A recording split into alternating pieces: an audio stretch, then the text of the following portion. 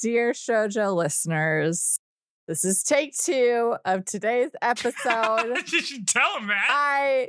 Let's pretend I had a really good intro for that one, and that I spent it all already. It was amazing. It was all in tune. Also, she like self-harmonized in a way I didn't think was possible. It was pretty wild. I was like, oh my God. Yep. But it turns out I wasn't recording, so you guys don't get to hear it. I want you to close your eyes for a moment and imagine what that would have sounded like. Totally. It's super duper happened. Yep. We're the podcast. Oh my God. I was like, this is my chance to redeem my absent-minded former self in that last recording, and nope. Yes, we cover shoujo anime. Right.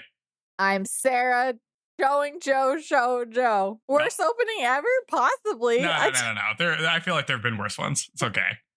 Okay, cool. I'm sure it's happened. We've recorded a lot of episodes. There's no way this is the worst one. We have. Because we rule at consistency. Yeah. Oh God, I am so stuffy. And it's okay. I'm far, literally. All within the span of like the last 20 minutes for some reason.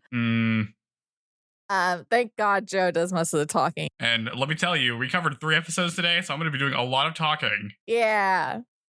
Okay. These episodes were so good. 5 through 7. A Sign of Affection, the show we're currently covering. The title of the episode. Yes. Hopefully that was a hint. But before we do that, Joe, why don't you catch us up while I try to gather myself? This weekend, a couple days ago, I went to the movies. I got my movie film hat out, and I went and I sat in my little chair that reclined, and I watched one Jurassic World Fallen King. No, I didn't watch that one. I watched Jurassic World Rebirth. That's what it is. And I can't talk about it because we have bonus episodes coming about it. But that's what I did. And let me tell you, movie theaters are expensive. Indeed they are. Why do they cost so much? I had a ticket to go to like an AMC theater I got through work because it was my birthday or whatever. So they like gave you 2 tickets, which is kind of fun. But if I didn't use that, it would cost me $13. But I'm like, okay, well, this is gonna be free, so I could just I'll buy food or whatever. I'll buy popcorn. I never do that because it's like whatever. And like it's so expensive to buy like a drink and popcorn. It was like $18 or something. Oh my God. Which I did because I'm like, whatever. I haven't eaten, and this is a 2-hour movie. By the time I get out, it'll be 9 p.m. It's so crazy how I didn't realize how long it was because like nothing happens. But because I was looking at going and seeing it again so that I can I'll just furiously take notes in the dark. But I think it's a really easy to remember plot. Well, yes, more so I can like more accurately tear it apart with like my nitpicky comments that no one else is going to pay attention to. But I'm going to be like, her hair looked dumb in this scene, blah blah blah. Wow, gotta focus on the important stuff. As I always do. Yeah. Because I just got an Alamo Drafthouse membership thingy because I'm going to try and see more movies. Oh, that's good. That's probably worth it, honestly. I never knew if those were worth it because they seem kind of expensive, but now that I look at regular tickets, it seems worth it again. Yeah. Yes. So I'll go and see Rebirth again, but it mostly just so I can have more reasons to go eat those fried pickles because they're the best fried pickles I've ever had. But anyways, other than seeing that incredible movie, what else have you been up to? What else have I been up to? Have I been up to other stuff?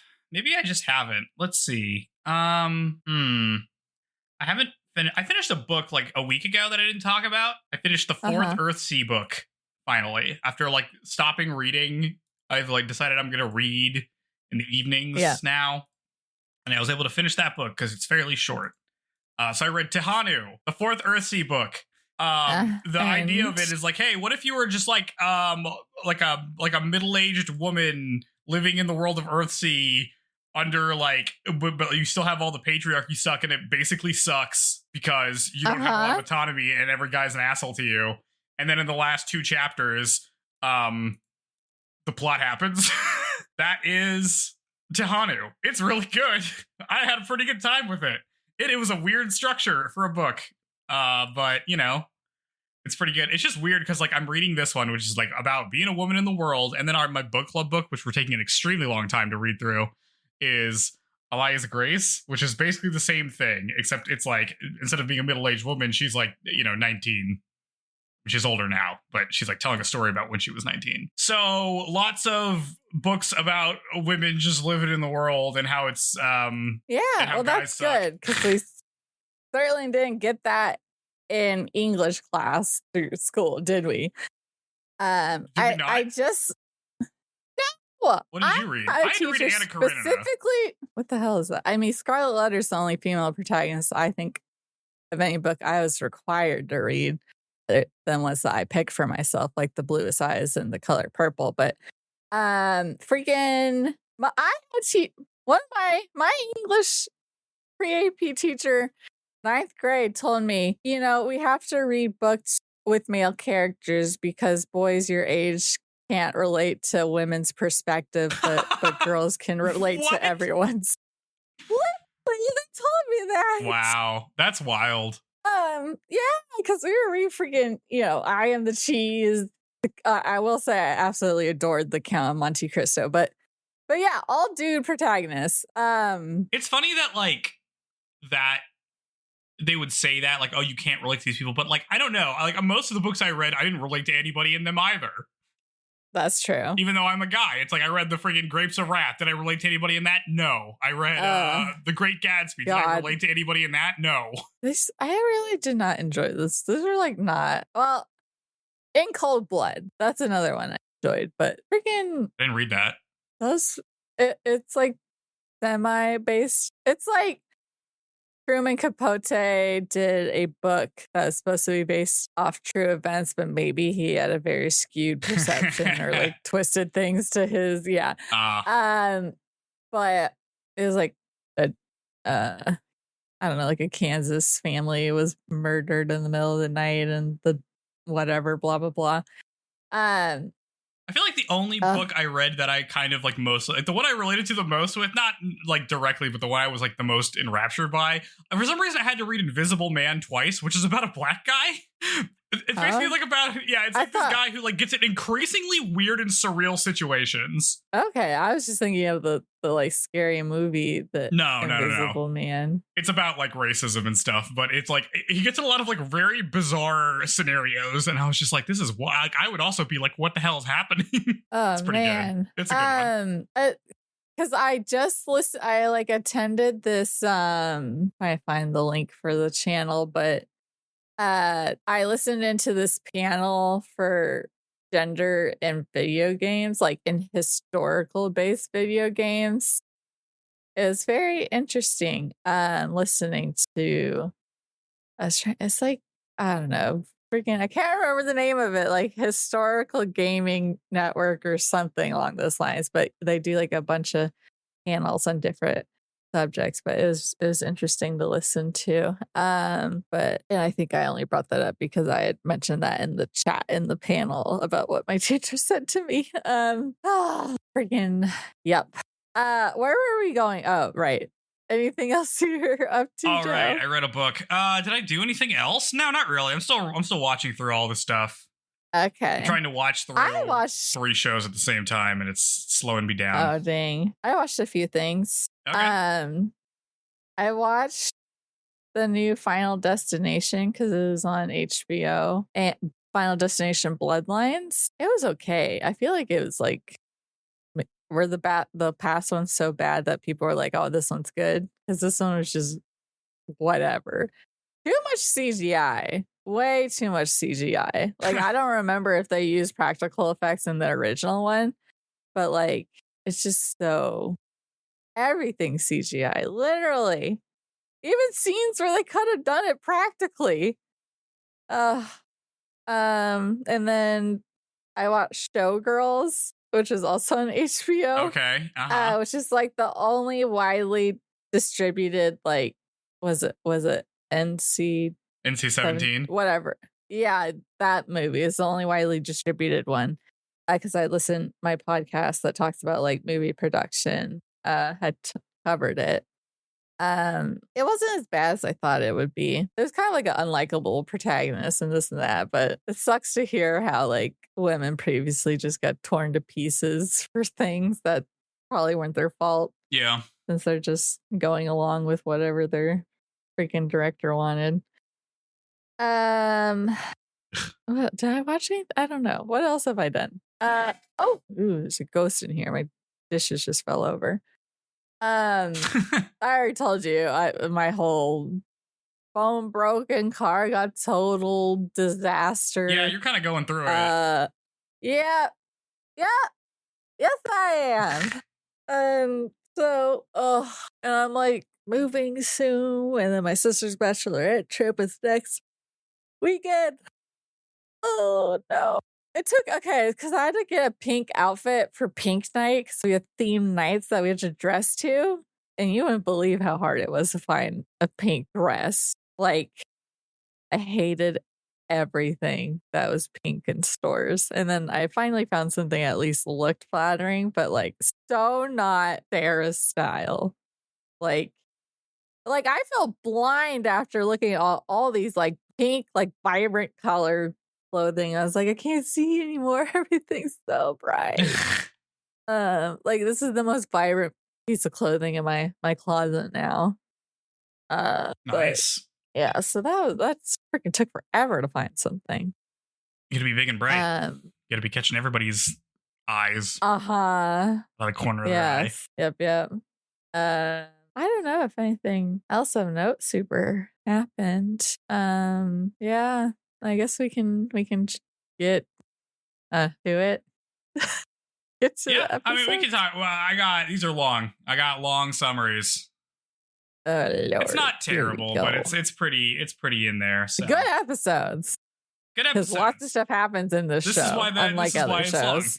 But we'll start with some voice actors. We haven't really done this. I guess we did this last time. I don't remember. Anyway, we're gonna go with Oshi this time. So Oshi is voiced by Takeo Atsuka, who plays. Both of these voice actors we're going to cover today like do a bunch of stuff, but it's a bunch of stuff I haven't heard of. So I'm like, I don't know what to say about this. Like, this guy's done a bunch of background characters in Beastars. But the bigger stuff is he voices Aquamarine in Oshi no Ko, who I think might be the main character. I don't know. I've never seen Oshi no Ko. I've read the description of what the show's about, and it sounds not in my wheelhouse. He also voices Jinshi in the Apothecary Diaries, a show we will eventually watch at some point, probably. Yep. Mm-hmm. And I can't tell you who that was. Nope, but in a lot of episodes, so it's probably somebody important. And for me, he voices Lada Nil and Mobile Suit Gundam: The Witch from Mercury. That's the brother of the pink-haired guy. Okay. He does more stuff in the second half of the show. But yeah, zero recognition. Zero hits for you. Okay, well maybe we'll get the second one here, but probably not. The voice of Rin is Kaede Hondo. She likewise has done lots of stuff. Haven't watched some of it, or I haven't watched any of this. Like, she's somebody in Bofuri, the like I don't want to get hurt, so I'll max out my defense, that kind of thing. The voice of Maple in that. I think my friend watched that. I don't know. Anyway, she's the voice of Sakura Minamoto in Zombieland Saga, which is a series that exists and I know nothing about. She is the voice of Hakari Hanazono in The 100 Girlfriends Who Really, Really, Really, Really, Really Love You, which I heard people like the character designs in that. And I guess because there's 100 characters. Because there's 100 girls, that's right. And the only one I could recognize on the list is she is Atlas, one of the Vegapunks in One Piece. So I guess I haven't gotten that far. It's like newest arc stuff, so. Okay, yeah, no. Cool, so very active, but not in things I recognize. Or shoujo. So, great. I mean, you think they're considered the series like top of their accomplishments, or no?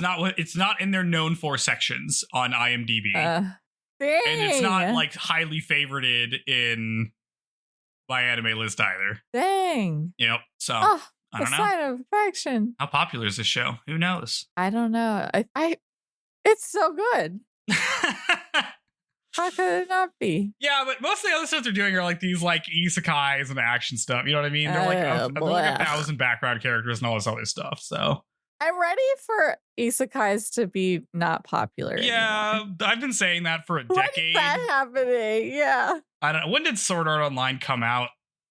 Probably like 2011 or something. 2012. So since then, it's just been nonstop. Even though that, like, damn you, Sword Art Online. Right, that's the one that got really popular. I mean, it's not the first one because isekais have been around for a long time. But okay. Yep, you could just keep doing it. And I don't understand how any of these isekais like make any money, but I guess they do because I don't know. Bunch of perverts. Somebody wants it. I mean, they're not even all of them are horny. A lot of them, like I've watched some of them that are just nothing happens. Ugh. Weird. But it's not slice of life. It's not. Nothing happened. Yeah.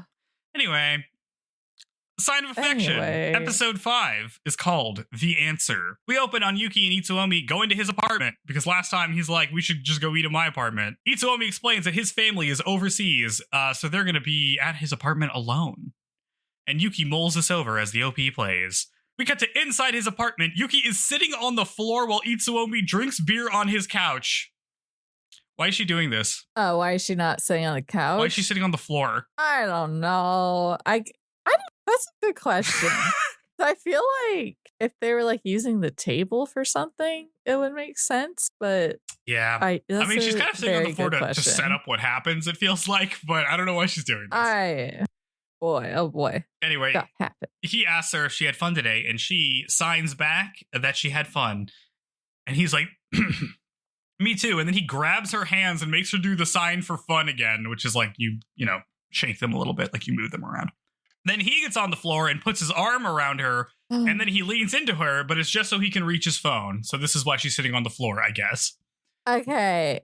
Itsuomi, of which Goya calls him Itsu, so I might just say that, but okay. Itsu has mad game. Does he? The Riz is off the charts. Is that true? No, he's just so like nonchalantly like making physical contact, and I'm like, surely he must know that she's probably inexperienced and she's a shoujo protagonist, so everything is monumental. Don't you know, my guy? Like, I do think it's kind of weird to say somebody has mad game if they're just an incredibly hot person, because basically anything you do is good. So that's true.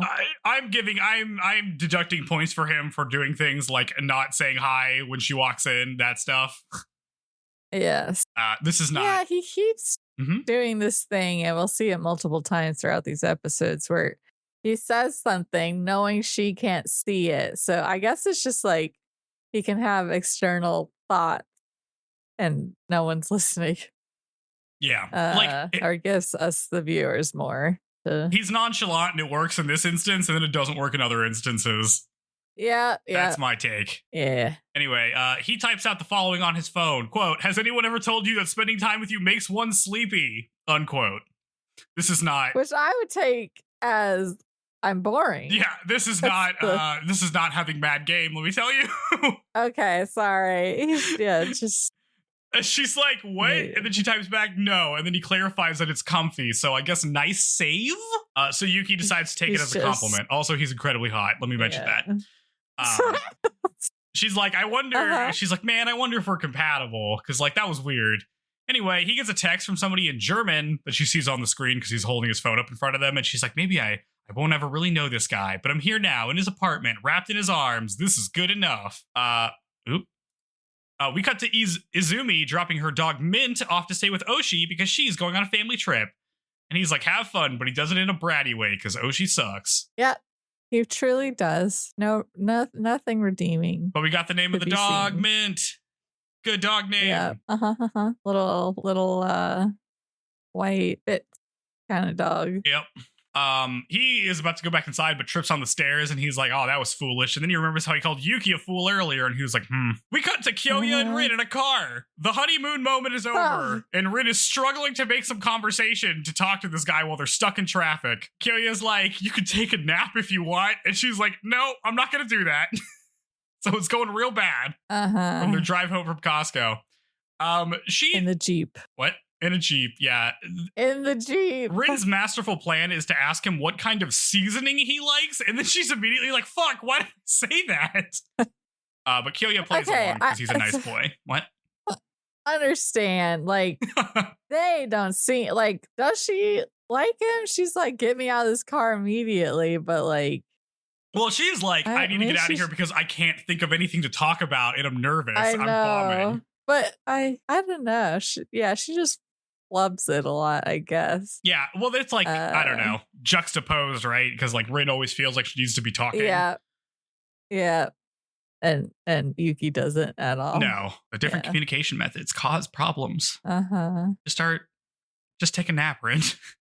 Dude, for real. And then he can like use it as an excuse to gaze at you longingly. He should keep his eyes without on the you road. Knowing. Okay, fine. Drive correctly. Back at the apartment, Itsuomi shows Yuki a family photo of him, his dad, and his much younger sister. We get a critical information and a graphic that shows that Itsuomi is a second-year international culture studies major and Rin is a second-year economics major. This comes up because Yuki asks why he's a second year if he's older than Rin. Get wrecked. I was right. Oh, okay. The person who read the manga knew future information I didn't have. I can't believe it. Yeah. He says something, but Yuki can't quite piece together what his lips flaps are saying. So Itsuomi recognizes this and writes down on the pizza box that he did a work holiday, and now he's 22. And I think a work holiday is when you go somewhere internationally and work there for a while. I think one of my friends did this. They like went to Australia or New Zealand or something. And that's like a thing we do here. It's a thing anybody can do. Oh, so. Farm work in Australia sounds awful. Yeah, it sounds bad. Honestly. I wouldn't do this. It's terrible. It really does sound like you're just going somewhere to do the work that people there don't want to do. Which, I mean, good enough, I guess, if you want to go there, but I wouldn't want to do that work. Anyway, she writes asking where his family is now, and he pauses to answer, and then he turns to his bookshelf and takes the handwriting notebook because they're not going to write on the pizza box anymore. And then he writes in the middle of a page that his family's in Germany. This made me mad. Wasteful. This is like you start from the top and go. Yeah, he's not writing from the top down, but also it's like, this is like a notebook she spent a lot of time on and you're using it as scratch paper, dude. Oh, yeah. Well, we see, I guess they adjusted it so that we see it being written in English, or do we just see the kanji and then the subtext? We see them writing and then the translation under it. Okay, right. Because I'm like, do they go top? Well, I know they go right to left, but they go top to bottom, right to left. Yeah. Well, they're just kind of freehanding it. Yeah. In the notebook that she spent all this time on, dude. Yep. Buy a second notebook for scratch paper, my guy. For real, or get a whiteboard. They have a conversation. Oh, wait, did I say? He writes that his family's in Germany. They have a conversation writing in the book, and we learn that Itsuomi also lived in Germany. And she's like, she's like, this is fun. It's fun to talk like this. She writes, oh, so that's why you know German, because of your family. And Itsuomi asks if her family uses sign language a lot. And we learn that her family doesn't know sign language at all. Boo. Shitty parents. Boo. That mom's going on our ranking. Yeah, oh yeah. It's not going to do well. That's demerit points. He's like, oh, well, so how do you talk? And she's like, oh, we talk in like all the other ways. Sometimes we gesture, sometimes we mouth. And he's like, what's mouthing? And Yuki explains that it's like lip reading, but there's more vocalization involved. So he's like, oh, do you like speak aloud sometimes? And she says that she only does it with her family. He's like, that sounds kind of tough that you can only do it with your family. And Yuki thinks that the real reason she does it is because people say her voice sounds weird. So she doesn't want to. So she just kind of apologizes instead and tries to change the subject. Itsuomi walks off and returns with some European currencies. Then he brings over like a big mask he has and scares Yuki with it. And he tries to look for more stuff to show her, but turns when he hears Yuki laughing out loud. Yeah, this is cute. Basically, he spooked her with that gum mask and she laughed at it. Mm-hmm. Cute little giggle. Kyoya calls Itsuomi and Itsuomi tells him that Yuki's there with him in his apartment. And Kyoya's like, okay, I would need you to be cool, man. Like be cool. And Itsuomi's like, yeah, dude. And he's saying this while he feeds Yuki a macadamia nut. A very bizarre sequence of events happening here. Yeah. He thinks she could look like a squirrel, so then he gives her a bunch of macadamia nuts, and it's very funny. I think he is hoping she would put them all in her mouth. Yeah. Back in his now parked car, Kyoya fills Rin in on the situation, and he starts doubting what kind of guy Itsuomi is. He's always getting close to girls and then taking them home. But Rin's like, I don't think he's like that. And Kyoya's like, yeah, probably not. He would know. I feel like he would know more than she would. I feel like there's a lot of room to speculate when the guy goes on week-long international trips all the time. Like, what are you doing over there, bud? When you're an enigma, as they keep calling him, it would be very hard to predict. But yeah, he's a hot guy. Everybody likes him. He's going on all these trips. What's he doing on these trips? You know? Yeah, who knows? I don't know. They speculate whether or not Itsuomi is into Yuki, and Rin pivots to asking Kyoya if he's interested in anybody like that, but he's an awkward boy and deflects. He's like, let's go to dinner instead, and they drive off. It's hard to tell if he's into her. I feel like he must be, since he's like extending the time they're together, but he's very bad at, or maybe he just doesn't want to. I don't know. How much older is he? I don't know. We don't know that. We don't know. But he's not. They're not doing as well. Nope. Back at the apartment, Itsuomi tries tickling Yuki to get her to laugh again, but she's like, "I don't want to laugh. It'll sound weird." But he's like, "No, it was cute." He brushes his hair, or he brushes her hair over her ear, and asks if she's wearing the hearing aids just so others think that she can hear them to make them feel better. And she's like, "Yeah, pretty much," because she's already said that it doesn't really help her navigate sounds very much. Yeah. Then he's like, "Oh, right. Does me asking you all these questions make you uncomfortable?" And she's like, "For you, it's fine." Because he's genuinely trying to learn things about her. So better late than never, I guess. Yeah. Halfway through the series, ask that. Halfway through the series. Am I asking you too many personal questions? She shows him the sign for everything, but instead of telling him the meaning, she writes it on his hand with her finger instead. They do palm writing. Then Emma rings his doorbell because she's here now. Yuki decides that she's not going to intrude any longer, but is surprised when Itsuomi offers to walk her home because she's like, oh, he has a guest. She doesn't know it's Emma. So she's like, I'll step out. They exit the apartment and run into Emma, who's like right at the door. And she's like, oh, who are you with? And Itsuomi tells Yuki to wait downstairs. So she takes off to the elevator 5 feet away and waits for the elevator. Yeah. Emma is technically here to return his house key, but decides to loudly thank Itsuomi for letting her stay over while Yuki is still within earshot, except, she didn't hear any of that. And Emma's like, damn, she isn't reacting at all to me yelling this thing out. Oh my God. Which is very funny. Emma is a mess of a person. Messy girl. But you know who did hear her say that really loudly? Itsuomi, who's like, what the hell are you talking about? You didn't even sleep over. She's like, oh, are you still mad? And he's like, no, I just need the key. And she makes a big fuss about returning the key, but reluctantly does. Unfortunately, the only part of the scene Yuki does see is Emma handing him the key. She's like, well, that sure seems like they're dating or something, but he did offer to walk me home, so I don't really know what's happening. She goes to the first floor and waits around, and decides not to ask Rin to meet up with her tonight, because Rin's like, oh, I'll meet up with you tomorrow. She's just going to fill her in tomorrow. Yuki sees Emma claiming to Itsuomi again and just decides that she's done, so she just runs off. Itsuomi shrugs Emma off as they exit the building, a little too late there, bud, and gets a text from Yuki saying that she's just going to go. He tries to chase after her, but clearly doesn't know where she went, so rip them. How it's embarrassing, Emma. Like, he's so clearly not into you, and you're so clearly aware of that. Dude. Why? It's so icky. She doesn't have it. She can't deal with being rejected. Soft rejected. I mean, he needs to outright reject her, is the thing. Yeah. Well, it's like, is it okay? We'll have more context for this guess, but I mean, maybe he's just trying not to be mean. Maybe he's not even that close of friends with her, and he's just friends with Sheen, and Sheen likes her, so he's trying to not like intervene too much in this whole dynamic. Yeah. By being as neutral as he can. Yeah.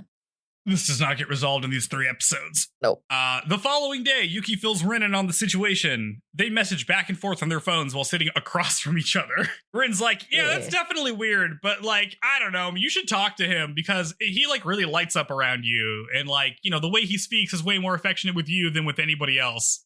So, you know, there's definitely something between you guys. And Yuki thinks about what to do. And while she does, Rin invites Itsuomi over and goes to run an errand or something. I don't know. You two work it out. Bye. This was funny to me. I like Rin. Yes. Rin, best wing woman. Hopefully Yuki gets to be in the position to help her out. Yeah. So far it's been Itsuomi who's trying to like it's more so for his own benefit, but Rin's also benefiting from him constantly ditching her with Kyoya. That's true. I feel like Itsuomi is helping Rin more with Kyoya than Yuki is. Yeah. Let's see. Yuki is about to just like go with her, but then Itsuomi catches her arm. Elsewhere, Emma and Sheen are at a karaoke bar, but neither of them are singing, so they're just kind of sitting there it's like a private room karaoke, you know? Yeah. Emma says that they should just drink, but Shin is working later today, so he's out. And Emma's dismayed that Itsuomi isn't reacting to her at all, and Shin tells her that she's trying too hard. And Emma's like, well, what does that mean? And then Shin offers to drink with her after work, and she brushes it off. Bad dynamics going on in this karaoke room. Spoil her. Yeah. The karaoke room is cursed. Yeah, for real. Back in Rin's apartment, Itsuomi asks Yuki if something is off. Then he says, if not, we could just pick off from where we left off last time. Yuki asks him why he wants to learn sign language, and he's like, well, I want to learn so I can talk to you, obviously. And Yuki's like, damn, this guy is great. And then he kisses her hand as we cut to credits. Yep. Joe is not hard. No, it's fine. It's cute. Look, if other protagonists had their hand kissed like that, they wouldn't get any sleep or something. Their minds would be blown, you know? This is more action than we ever get. That's true. This is the most romance we've gotten. Yeah, it's fine. I think my thing about it is like, this is kind of just like a really easily resolvable misunderstanding, which fortunately is going to very easily get resolved, which I think is good. Yep. Yay for not annoying miscommunication. Yeah. Extension. Yep. But also, we'll talk about it next episode. Yeah. Next episode. Episode 6 is called I Thought I Wanted to Keep Watching Her Forever. We open on Yuki wondering what kissing her hand could mean right before she appears to pass out as the OP plays. We jump back to the scene. Yeah. Ooh. We jump back to the scene and she's okay. She's just like shaking a little bit. Itsuomi texts her asking if she's feeling lightheaded, and then then is very nice to her while she tries to compose herself. Yuki pulls it together and asks if he understood her sign to him earlier, the one where she said everything, and he did. And she's like, "Well, he must know how I feel about him now because I'm being very overt about everything I do." But if he does, he sure isn't letting on because he asks if she came to see him at the bar or just wanted to go to that bar where she can't legally drink. Hey, why you keep coming to my work? Is it because you want to go to this bar you can't drink at? She works up the courage to sign that she likes him, but looks up to see that he's on the phone and didn't see her sign that. This poor girl. Oh, man. He's like, hey, I just heard that I have to go into work today. And also, I'm going to go on a long trip on Monday. So I'm not going to be back until after spring break. Nightmare guy. Yeah, this is like really taking steam out of the romance ship. Yuki Long thinks travels. that this means he's going to be gone for a little over a month. Itsuomi requests that she send him some sign language videos for him to study, and he declares that when he gets back, he is going to make time for them, and Yuki is happy about that. Before leaving, Yuki... Sorry, I was going to say, he's in like a foreign whatever major, but surely they're not like usually letting students be absent this much, right? Yeah, I don't know. Maybe he can like work out some kind of like assignment where he writes something about the places he goes or something like that. I don't know. Like international culture exchange doesn't feel like a major to me. Yeah, no, it's maybe like a program, but I mean, more like you go and stay there kind of thing. Yeah, maybe I'm just Not like, come and go. you know, the US is too poisoned by capitalism, so the only thing you get is international business. But that's all I can think of. International relations major. I guess that's a thing. Or how does he afford this? But I feel like that's all about like governmental stuff. I don't know. Anyway. Before leaving, Yuki signs to Itsuomi asking why he kissed her hand, and he understands and mouths back to her, Yuki, may I fall for you? Which I thought might have been a pun because it's snow, because her name means snow and fall means stall. But if you look at the Japanese, it's not. And I'm like, dang. Missed opportunity. Instead of answering this, she's like, oh, don't you need to get going for your flight or to work or whatever? I think she wasn't looking at him. So that's why it's like not addressed. Yeah. Another near miss. Saying stuff. Yep. He leaves and Yuki runs out to hug Rin. Elsewhere, Oshi is walking mint. He runs into Yuki's mom, and her mom seems to think that Oshi and Yuki are still good friends. And he says, and she says he's a reassuring presence at college for her. And he's like, I don't know about that. I'm kind of more of a menace she's actively trying to avoid. Yeah. At least he's aware of it. Her mom is like, oh, that's nonsense. You both know sign language. Who else knows that? It's impossible to know. Oshi's like kind of annoyed by that, but he just says, if she needs something, let him know. He can take care of her, is what he says to her mom. I feel like this is him just trying to set up the long game of like, leave your daughter in my hands. I feel like this is him. Marriage. I feel like this is him being like, I need to get out of this conversation because I'm just getting pissed off. Yeah, that's true. Yeah, I don't know if we're going to see any redeeming moments with her family. So far, not looking good. But he's like, anyway, what's Yuki up to? And Yuki's mom tells her that she's staying over at a friend's house, and Oshi immediately pieces together what's happening. So he asks her mom for Yuki's phone number, because let's keep intruding. Awful. Let's just push as far as this can go, because Oshi sucks. How cringy is that? You had to ask. I had to ask your mom. For a number for, yeah, this is so bad. We cut to Rock and Robin. They were having a wedding after party there, but it's over now. And Kyoya tells Itsuomi that he's so hot, he took all of the women's attention. Then he's like, hey, man, remember when you told me you didn't want a girlfriend a while ago? How does that like square with what you've got going on with Yuki? And Itsuomi's like, why are you so concerned? And Kyoya's like, well, it's because you're like super spacey and do all this random stuff, and I don't trust you. He doesn't say that part. Itsuomi says that Kyoya should really not get into like romantic gossip. Just keep to himself. He's like, okay, well, whatever. Then he gets more serious and says that Yuki is like a crystal clear glass or something because she grew up kind of sheltered, and that makes her beautiful to watch. But now I'm trying to do more than just watch this beautiful, pure girl. So I guess I'm captivated. And Kyoya is like, well, that was weird, but you're so down bad right now. So yeah. What do we think about his explanation of what Yuki is like? I don't like that. No. Because it's like, gross. Ooh, now I can just warp her to whatever I want her to be vibes. But he says, I mean, when I was watching it, I didn't take it away like that. But you do make it very like, oh yeah, that is a little troubling. I'm sure this isn't like, this is supposed to be like more endearing, because I don't think Itsuomi is like this guy. But like the words he said, or the way it's translated at least, the stuff that is said here is like, oh, she's so pure because she's never heard harsh words before. And I'm like, dude, do you think that people have just been nice to her because she's deaf? Is that what you think is happening? I bet the opposite has happened. I bet her life is way harder because of this, dude. He has no idea. Yeah. Oh, man. Yeah. Oh. This gave me pause. I don't like it when, but this is also just kind of a me thing. I don't like it when people are like, oh, women are such like delicate, pure flowers. Don't we love the purity of women? Yep. I'm like, no, that's creepy. That's like, it's bad, dude. It's bad. That's bad. I mean, I'm sure troubling concept.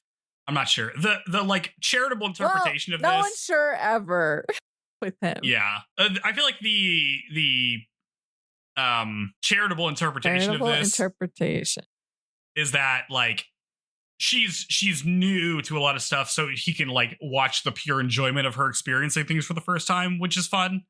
I can see that. Yeah. I don't think I would call her a pure crystal clear glass or whatever. Yeah. Nah. I think he loses some boyfriend points here for me. Yeah. Nobody's perfect. Nobody's perfect. If gotta if work the it. relationship goes smoothly, we have to make the characters problematic. There has to be some problem in this show. Yes. Yuki and Rin show up to Rock and Robin. They start interacting like usual, but then Itsuomi grabs Yuki and asks to borrow her for a sec. They step outside, but it starts to snow, and he gets cold, so Yuki offers her scarf to him, but instead, Itsuomi just pulls her in close for warmth. That's cute. Uh-huh. I was like, this scarf, it would been way better than your other scarf, buddy. Yuki, you have to give him a scarf, not because it's like a trope, but because he needs a better scarf. One. Yes, we hate. His scarf game is despise terrible. His other scarf. It's too much. They cutely talk to each other by writing on a dry erase board outside. Eventually, Itsuomi says that he's going to sign to her, and she's gonna try, and she should try speaking. Like in the future, not right now. I thought they were gonna do this right now. They did not. He does sign some stuff though. He signed some stuff that she didn't teach him, and also we don't get the full translation, so I can't tell you what this says. But Yuki is like reacting like it's some big thing. Yeah. All I noticed is that the sign behind her said that Rock and Robin has Sundays, so at least they have some food. They got ice cream. Let's go. Yeah. You can get your what? What's the ice cream one? The drink. What? A root beer float? I've lost it. What? Ice cream drink. Yeah, like a cocktail. But no, it's like an alcoholic drink. Adult milkshake. A what? Adult milkshake. That's what it's called on the Alamo Brandy Draft Houses. Alexander. That's what I was thinking of. Oh, I have never heard of that. Okay. Well, that's what I was thinking of. A Dole milkshake? Oh, Dole, like the banana. Adult. Oh, adult. Oh, okay. Yeah. Okay. Yeah, that's fine. Which are terrible. Because it's like, I want a milkshake. And then it's like, what is this weird taste in there? Which is blasphemous to the idea of milkshakes. Yes. A scourge upon them. Yes. Anyway, Yuki reacts to this like this is a big thing. And then he asks her if she wants to become a couple with him. So there we go. He was asking her out. No, yes, that's what he was doing. That's what he was doing. So she's like, oh, snap. Does he know what that means? Does he know what it means? Yeah. Okay. Her response. Instead of answering the yes/no question, she signs back, why? And he's like, because I want to date you. And then she just signs back, why again? Because she's like, wants to hear him say he has feelings for her. So she's trying to prompt that out of it. It's very funny because he's like, honestly, did not think. You just said I love you and you missed it earlier this evening, my guy. Yeah. He's like, I didn't think it would go this way. Anyway, he says that he travels all over the world, but only she is here. So, yeah. Interpret that as me saying I like you without me saying I like you. He can't tell her the pure crystal thing because that's weird. Yeah, you can't say that. Yuki's getting pretty emotional, is having a hard time lip reading.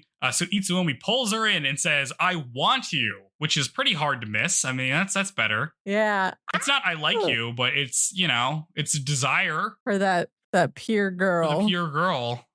I want that purity. Yeah. Ooh. Sparks, bam, emotion. Yuki nods vigorously in agreement. And then Itsuomi very nonchalantly is like, cool. This is where I think it sucks that he's nonchalant. It's very hard to keep up with because he does these super like intense things, but then immediately he's like, it's like you get jerked around because you're not able to like just shrug it off as quickly because you're still in it. You're still in the moment and then immediately moment cut short. Yeah. This is why I think it's not. Are we ever going to get to see him blush? No. We love a blushy boy. Damn it. Well, they walk back in and Rin tell Rin and Kyoya that they're dating now, and everybody is shocked except Itsuomi, who's very casual about all of this. And they all like have a little celebration. But then it gets close to time for them to leave. Itsuomi says he's going to walk Yuki home, even though she's staying with Rin. So hey Rin, while I'm doing that, you should just stay here and drink with Kyoya. Everybody wins. Rin gives Itsuomi her key and then asks what's going on with Emma earlier. Like I never learned what that was about. And Itsuomi's like, oh yeah, okay, cool. I'll make sure to explain that to Yuki. And then they go. While walking home, Itsuomi texts Yuki that Emma having his key wasn't a big deal. He was just letting her stay there for the night. And also it's not going to happen again. And Yuki is kind of conflicted about like weighing in on his other relationships. But she's like, I'll just let this one go. So that's nice. Yeah, which is nice of her, yes. Like, I don't want to... But also nice of him to immediately offer, like, hey, we're dating now. I'm not going to do that anymore. Yeah. No, I think this was... Yes, look at it preventing any stupid, typical misunderstanding stuff for the future. Right. So this was good. Everybody's acting like a mature adult here. That's nice. Yeah. Love it. But then while she's looking at her phone, she notices that she got a text from Oshi telling her that he got her number from his mom or from her mom and to add him. And she's like, that's weird, but I'll worry about that later. More importantly, Itsuomi. Okay. Sorry. It's wild they hadn't exchanged numbers before, because surely she's had a phone for quite some time, which literally means that she calls him childhood friend, as in the past. Not friends currently. Yeah. I don't know. So bad. Let's see. More importantly, Itsuomi takes the opportunity to properly hold her hand this time as they walk home. And Yuki is like, finally. Yeah, she acknowledges all the weird wrist holding Not just stuff. Grabbing her limp wrist like he's leading a child. Terrible. Uh-huh. Back at Rock and Robin, Kyoya and Rin talk about Itsuomi and Yuki when suddenly Shin shows up. He asks if Itsuomi is here, but when he's not, he decides to not third wheel and leaves. Itsuomi and Yuki make it to Rin's apartment. He asks her if she has a passport, and she says she doesn't, and he says that she should get one so then they can go on international trips together, and she vows to make it happen soon. They say goodbye, and Itsuomi starts to leave, but then turns back around and calls out to her.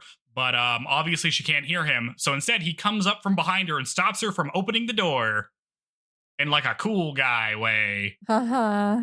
I hate that tattoo so much. The finger one? I don't know why, but I just fucking hate it so much.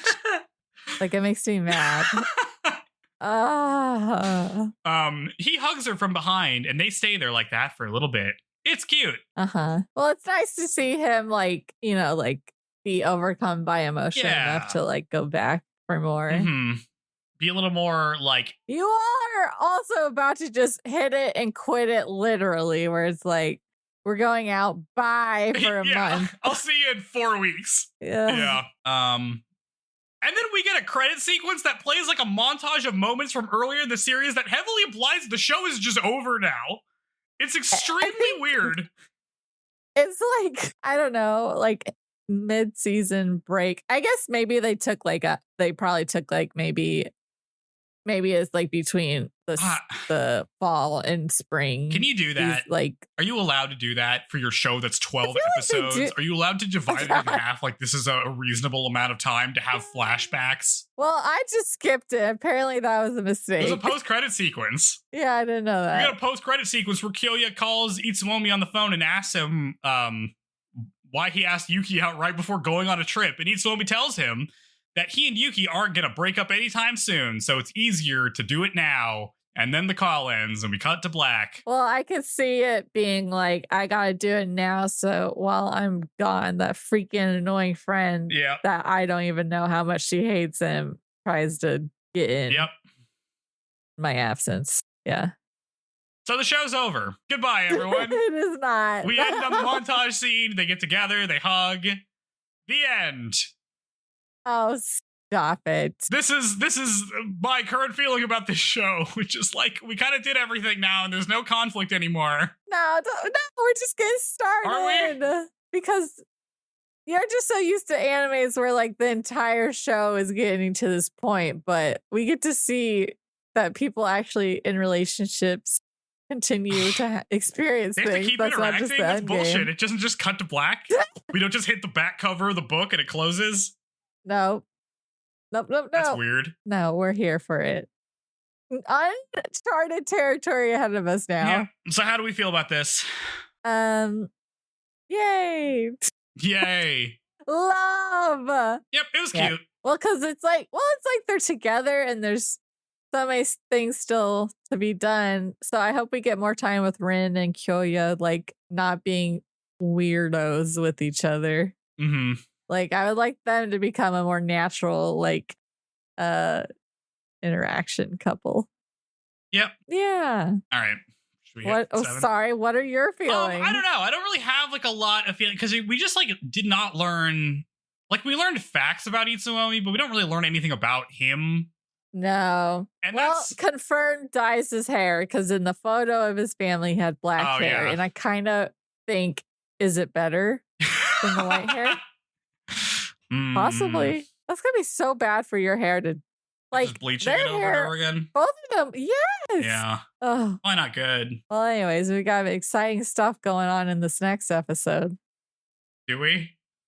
I feel like unaccustomed to having title names that are actually comprehensible. Oh, they aren't just like random excerpts from poems?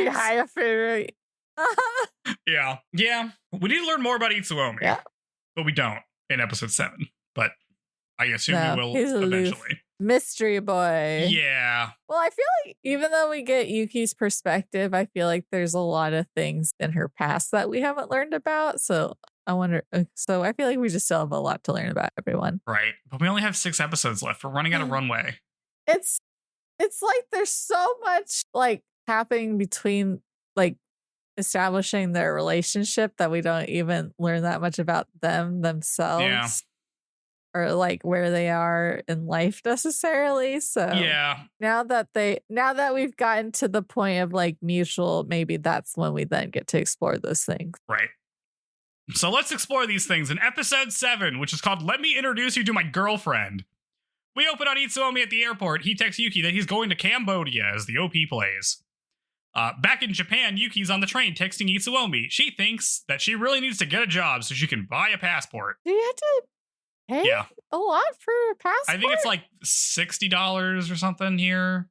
Or maybe that's for a renewal. Maybe it's like $120 the first time. Maybe she just means for once she gets her passport to travel. Well, she also, she also needs money to actually travel and stuff. She needs a job, basically. Although he seems freaking loaded. I guess, with mysterious money. Funds. Yeah. Let's see. Because he's actually, when he's on these trips, he's a drug mule or something. Oh, yeah. He's selling weapons. He's something. It's nefarious traveling. She goes to a job interview, but the interviewer is wearing a mask, so she can't lip read, and she bombs. Then she passes a fast food restaurant called Happy Burger, which looks like Burger King, and remembers that one of her classmates, Madoka, growing up, really wanted to work there and eventually got a job there. So she's like, I don't know, maybe I could get a job somehow. I'll ask her. She texts Rin and they meet up. Rin talks about her part-time job at a realtor's office where she has to do a bunch of stuff because it's busy season. Okay, I feel like in that sequence, there's a dude like featured. Yeah, her boss. More than. So I'm like, is this going to be some kind of like thing where it's like, Yoya has to do something because this other guy's coming on to Rin? Because I don't know why they would give someone a face. Yeah, it looks like is he like in the OP or something? I feel like I should have recognized him from before, but all the guys kind of look similar. I don't think so. Not someone of note. Maybe in the back. No, I don't think he's in the OP. Okay. But all the guys kind of look similar in that they're all like tall and have the same length hair and color. Yeah. Anyway. They all have those luscious lips. Yeah. But Itsuomi has the most luscious of lips. Like more than any chick on this show. Sorry. It's because he's the ultimate hot guy. He's the enigmatic hot guy that everybody wants. Yuki has not had any luck on her job hunt. Rin asks Yuki about her boyfriend, and Yuki's like, oh man, is it okay for me to call him my boyfriend? And she's like, yeah, dude. We cut to Yuki applying for a data entry job. Madoka has texted her that she needs, giving her some advice on how to get a job as a deaf person. It's really not that different than like normal job advice, besides like try to find accommodating positions and then just like apply to a ton of them. So, well, do you think Japan has the same like laws about hiring non-discrimination? That's true. Japanese discrimination laws, disabilities. This is my Google searching. We get to watch me Google. Well, that way it's not just dead silent. Let's see. As I just wait. The Act for Eliminating Discrimination Against Persons with Disabilities is a law that was signed in June 2013. When did this show come out? Or when did this manga get written? This like in 2018, so okay, so maybe after that, but not very long ago. So I could see like lingering biases in the workplace. Yep. And who knows if this is like a really comprehensive law or not. I didn't read the whole thing. Yep. But something, maybe an element. Let's see. We get a montage of Yuki doing the job rounds. She keeps getting rejected, though. Later, Yuki gets a text from Oshi asking if she wants to meet up with him and his sister, Mio, who's back in town. They meet up, and Yuki informs us that she was childhood friends with Mio, who learned sign language to, like, play with her. Unfortunately, Mio has been gone for long enough that she's forgotten most of her sign language. So she has to have Oshi do like real-time translation for her, which he does pretty easily. They catch up, and after a while, I mean, Yuki can read lips, so I think she's just giving her brother purpose in being there in that conversation. Yeah. She's like, "Hey, you do this," and so he's like, "Okay." Like, look at him doing the interpretation. Yep. Yeah. After a while, Mio and Yuki exchange contacts. Mio sees that Oshi is kind of interested and starts complimenting him on his sign language and then teases him for not, like, translating that to Yuki. So she's like, oh, you're not going to let me talk you up to Yuki, huh? And he's like, no. That's cringe. Mio texts Yuki that she looks like she's in love, and Yuki is like, how did you know? And Mio says, you look so much prettier, I could tell. And then she turns to her brother and tells Oshi to hang in there and then leaves. Man.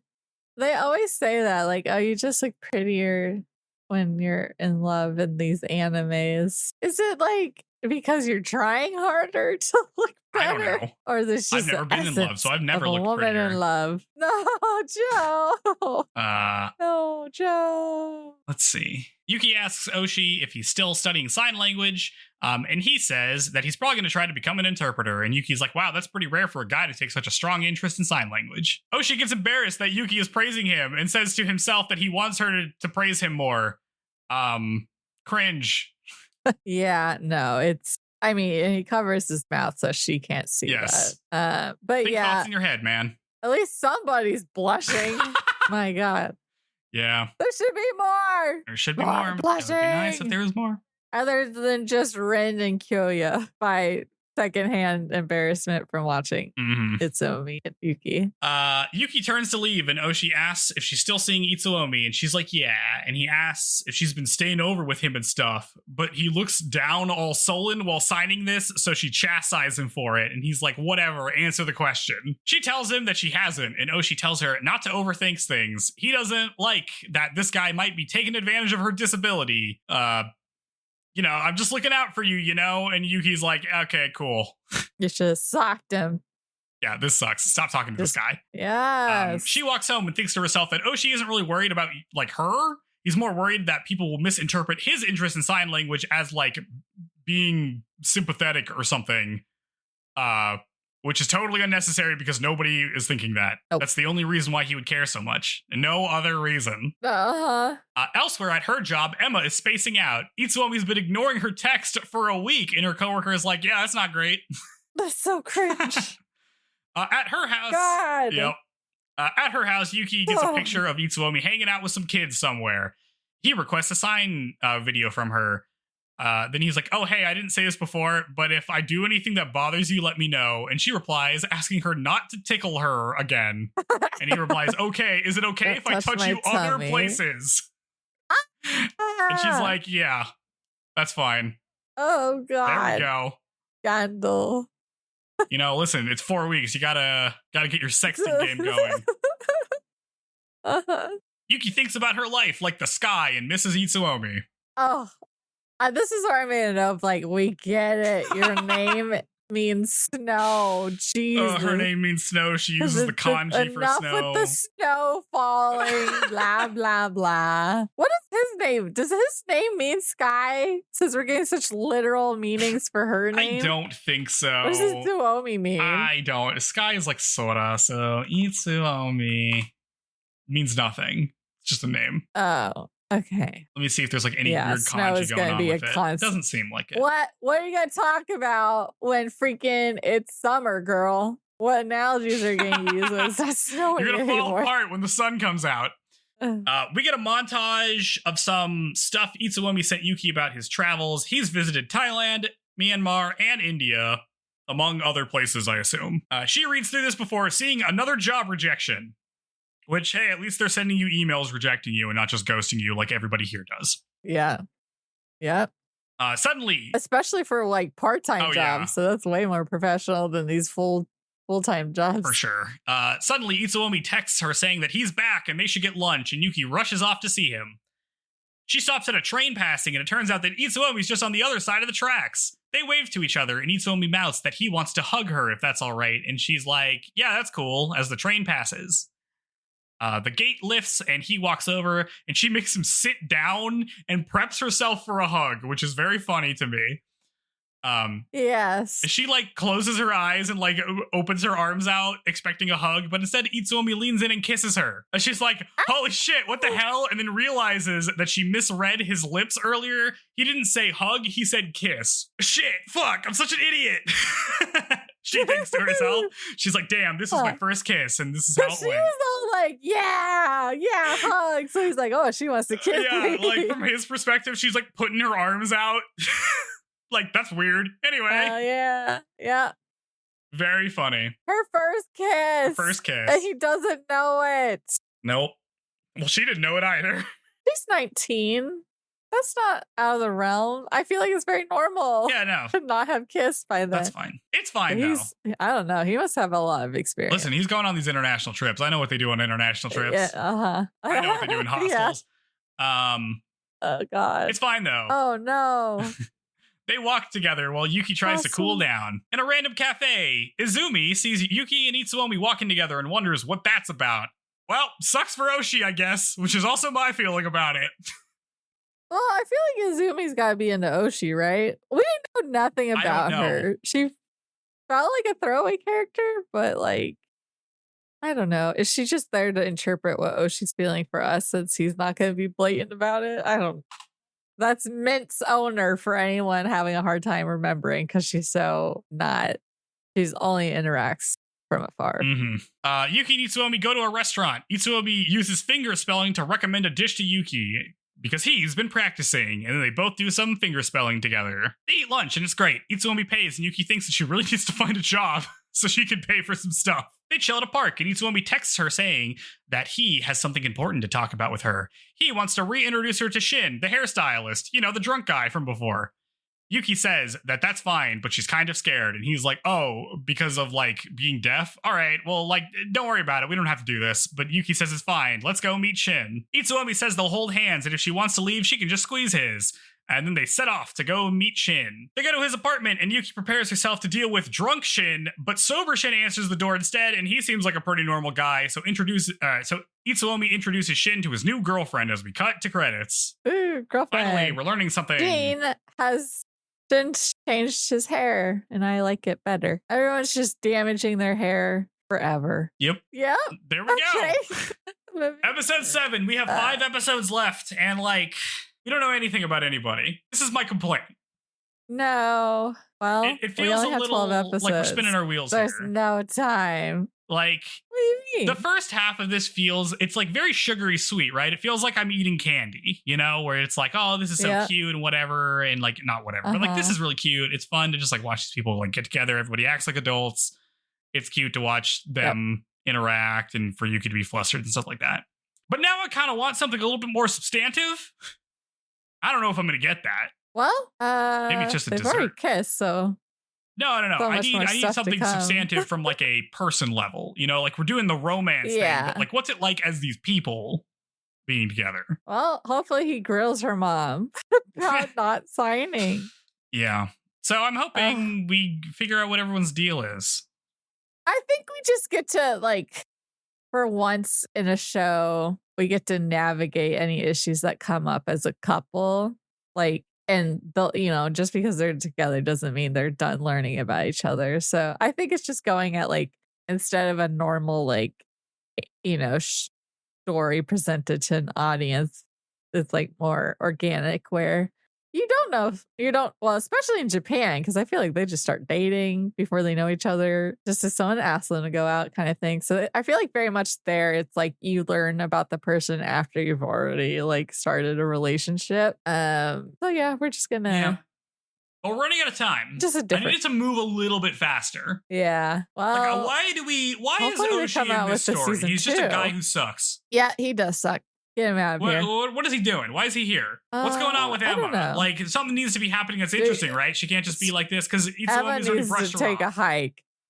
Yeah, wait till she finds out that they're dating. So I don't know. There needs to be something. Come on, let's go. I'm interested to see what the next 3 episodes are. What? Yeah. Well, we'll cover them. We'll see. Yeah. I'm sure stuff is gonna happen. Hopefully. It's at least the show is very romantically fulfilling. As a viewer. Yeah, I mean, I wish I knew more about Itsuomi. Itsuomi's so bizarro. He's just a strange dude. I wish he was a bit more understandable, or like I could root for him more if I knew more about him. I feel like he's coasting too much on being hot. I feel like he's leaning on that like a crutch, you know? Like, Yuki's putting herself out there. She's like saying stuff. She's like building up the courage to do things. Itsuomi just is like, oh yeah, I'm tall and hot and I have big fingers or whatever, so I can like reach over and like touch things. It's fine. Yeah. Give me a little more, man. That's probably because I feel like I don't remember. Yeah, because we get so much more from other, or we have more time to get to know before we get to the point that we see them interacting so heavily. But I'm down for a change of pace, so we'll see what comes next. The pace isn't the problem; it's the amount of episodes we have left that's the problem. Like, what's Itsuomi's goal? Well, do you think then maybe there won't be a season 2 if other viewers were like feeling the same way? I don't know. It's been a year since it came out. I don't know if it's season 2. Are you looking it up or? I don't even know how to look this up. Sign of Affection season 2. Yep. I'm reading through some SEO garbage. Not yet renewed. Dang. Okay. From this thing that was written in March. No announcement. Dang. Okay. Well, maybe one day. Well, we'll see. We'll see where it ends. Maybe it'll end in a spot where something can happen. Because I would like something to happen in the show from here on out. What do you want to happen? I don't know. This is the thing. It's like they've closed. I feel like they've done such a good job of being like, oh, these are mature adults that are acting like rational people. Which means that like Oshi's in the show as like a romantic rival, but he's currently batting like negative points in that how that could ever happen. And they're already in a relationship. There's no way you could pivot him to being a romantic interest to Yuki to me. I think he's just going to be an antagonist to the relationship. Unless something major like something like ridiculous has to happen for that to be the case. Same with like Emma, like I don't know what's going, like that's not really, there's just no chance of that happening either. Well, I mean, we can assume that Jin likes Emma, so we're guessing that Emma eventually, accepts that Itsuomi's not into her and is in a relationship, and then at some point they get together, and then we have Kyoya and Rin, so that's 2 other couples to get some time with and have maybe more conflict through them than through our main couple. Because they're coasting, just like in the Love Island villa. They're just trying to win the 50K by having no problems whatsoever. Yeah. And then, I don't know. She can take a hike with Mint, the dog. Just go walk the dog. Yep. So there we go. That's my feelings. Yep. Well, 2 more weeks. Yep. Oh yeah. Look at that. Then we'll be done. And then freaking Chihaya season 3. Woo. Gonna go back to watching Taichi be miserable. That's good. But we love Taichi. Oh, I love watching Taichi be miserable. See, there's the character we've gotten to see so much from with so little romantic. It's again another show we have where like the main guy is fine and kind of cool, like we like him well enough, and all of the other guys suck. I'm gonna get Shin's fine and Kyoya's fine. Well, we barely know them. Basically, so we'll see. Like they're just nothing guys. Yeah. The background guy characters are really unappealing in all of the shoujo we've watched. Meh. Yeah, I guess. Well, we like. Oh God. what's his name? Kazuhaya's friend. The not Kazuhaya's friend. Chihaya's dude. What? Baseball guy. From Kimi ni Sudoke. Ryu. Yeah, but he's like Ryu's like good, though we didn't get very much. I guess that's true. He's pretty good. I guess I kind of liked what's his face in Skip Beat. What's his face's manager guy who was just like, "What's happening?" Oh yeah. Yep. Yeah. Yeah, I guess it's all about the girls in these shows, which makes sense. Yeah. Well, we'll get some. Yeah, the more we cover, the more we'll have. The more we'll have to pull upon. We'll find some okay background guys soon. Yep. Yeah, the series we cover once we finish Chihaya Furu. That one's got a lot of good like side characters. Okay. That's good. Of which you guys, if you want to find out what that show is, you'll have to keep listening. Find out what our 7th show is going to be. We'll tell you in like 3 months or something. Yeah. But until then, you guys. Are we signing off? Okay. You said that until then. No, I'm trying. Well, that was going to be like. This is the part where you rate us 5 stars. You like this episode. We like this episode. Give us 5 stars. Give us the stars. Put a 5 on there. Leave a comment on the thing if you can leave a comment on the thing. It's good. We like it. We read all of them. It's good. Yep. Thank you for listening. Yes, even if you listen primarily on Spotify, if you're an iOS user, you probably have Apple Podcasts. You could, even if you don't listen there, you could just drop the written review. Would be great, even if that's not where you listen. That would be a big help. Although Spotify is where it's at for us. A lot of our listeners people are there. Like the green app. I just got rid of Spotify. Correct. Because everything's evil. Well, it's because I can get YouTube Music because I'm on like a premium thing with. So. Gotcha. Okay. Nice. Yep. All right. What did we learn? Lesson. Just. He's just not that into you. Oh still, my God. Emma. If he doesn't text you, well, I would think he's got to be getting charged so much for those international texts. But icky. Girl, he's not into you. Yeah, just let it go. If you're trying too hard and it's not working, it's over. Yep. You don't have to wait till you start dating somebody to properly hold their hand. You can just hold their hand correctly the whole time. It's okay. Yeah, I've never had someone grab me by the wrist like that. How would you respond? Would it be doesn't like, have to be like, the romantic? I feel like if hold my hand right. You'd be like, dude, what the heck? Hey, I have fragile wrists, my guy. Like, I'm a gamer. These are important wrists. You can't just be jerking these around. Yeah. Oh, boy. Yeah. Oh, it's weird. Oh, yeah.